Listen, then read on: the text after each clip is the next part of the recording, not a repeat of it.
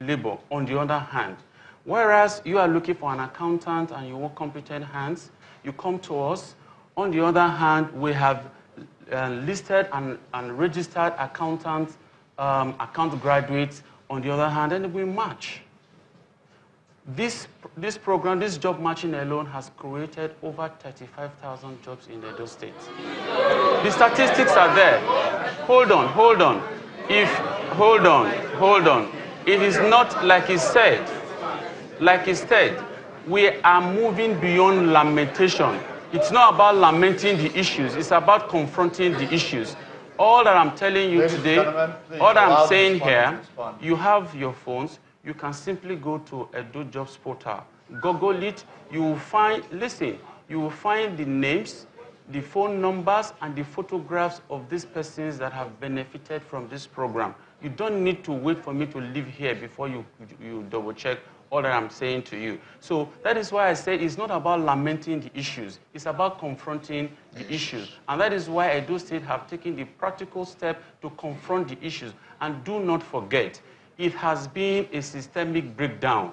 And we are now approaching it gradually. It's not something you just, overnight find permanent solutions to. Respectfully, Mr. Commissioner, migration... Okay, fine. In concluding, that aspect. Please allow me to do my job as a moderator, because you're saying that you're doing this job systemically over the last couple of years. But immigration and legal immigration, particularly in Benin City, has been a problem since the 80s. So how much time does it take for government to figure it out? Okay, thank you. Migration. This government has been 2 years. We're going to be 2 years in November. Now, since we came in, the first thing we needed to do was to own up. To say, yes, this problem does exist. What do we do? How do we resolve it? How do we address it? How do we go from this place going forward? Before now, no government has ever accepted that this problem exists. So the starting point is agreeing that there is a problem and coming together to find solutions to it. And that is what we are doing. Beyond the job matching thing, we do training for employers.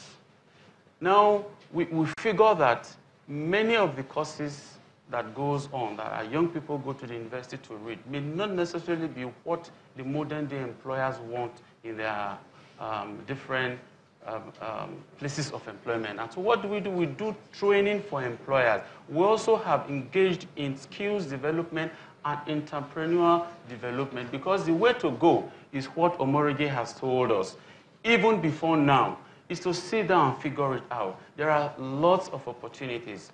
What do?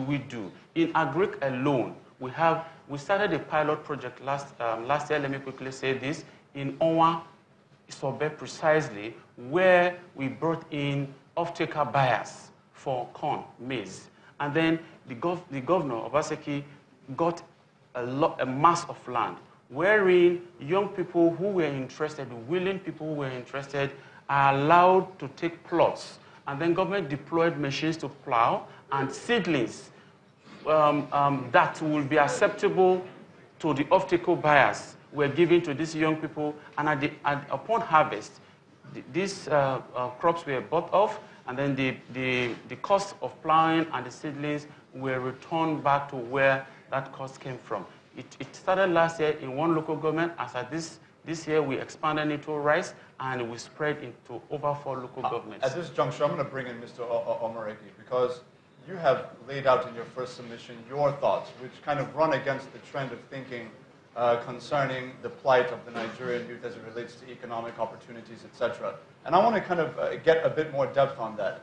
We know that the government, whether at the federal, local, or state level, have responsibilities in terms of creating enabling conditions for young people to create business opportunities for themselves and others. But then we also know that there's this issue around the expectation of the average Nigerian youth that the public sector or private sector would just pick them up out of school and employ them.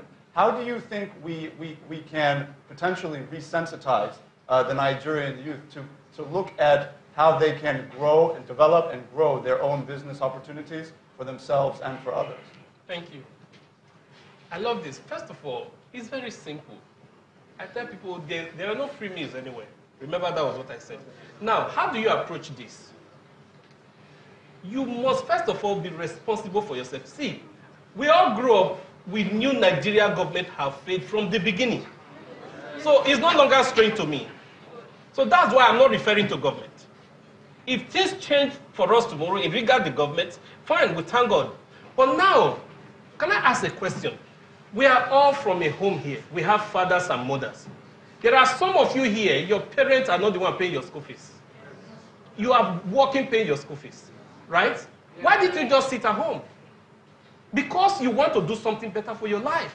The same way it is, see it the other way, that the government are your parents and they have failed in their responsibility. What do? You begin to look out for ways you can better your lives. How? Sorry, sir, I'm coming. Hold on, I'm coming. Please, ladies and gentlemen, let's have order. Let's have order. Ladies and gentlemen, please, thank you. The place you are going to, the Europe, the America, the Asia countries you are going to, people built that place.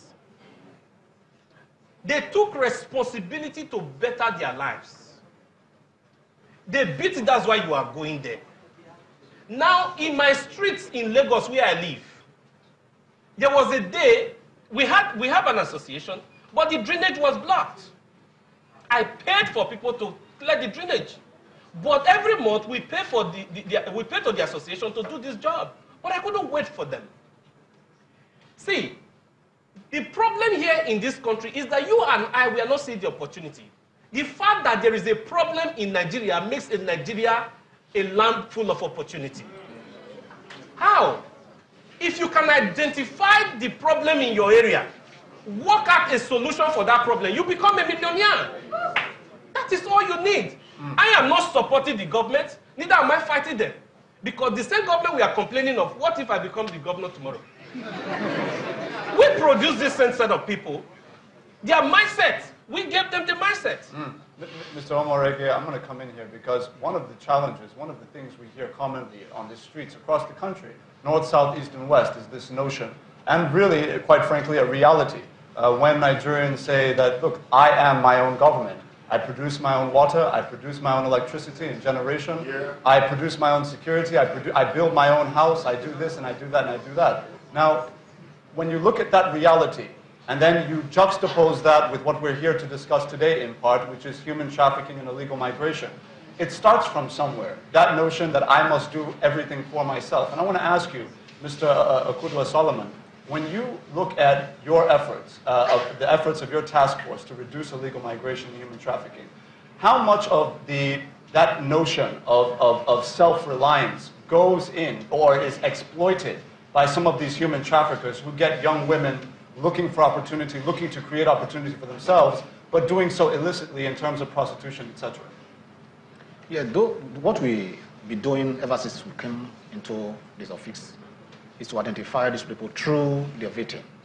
The victim identify the traffickers, then we go after them, and we ensure that, yes, the law take its course. That's what we've been doing.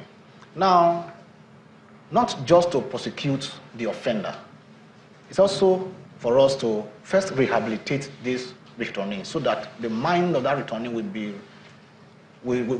be conscientized and know that, yes, where I was yesterday wasn't the place I was supposed to be. Now that I'm back now, let me start a new life in Nigeria. Now, we have got a lot of them in Nigeria. Remember, this program started 2017, precisely November. That is when the state government get involved officially, properly in receiving returnees from Lagos. And November 20th to 20th, precisely to December 1st, the government organized a program for these returnees, 150 of them. We already gave the sum of 100, they approved the sum of 100 million naira and 150 hectares of land. What is this for? Just to ensure that, yes, these people don't have a different mindset of trying to see there is a greener pasture there. Now they have a place now that they call Returnees Reintegration Farm here in Benin. Now, not only that, the government also, ask that every schools, because we also looked at many of these victims, not only just school dropouts, most of them are in school, GSS 1, GSS 3, SS1,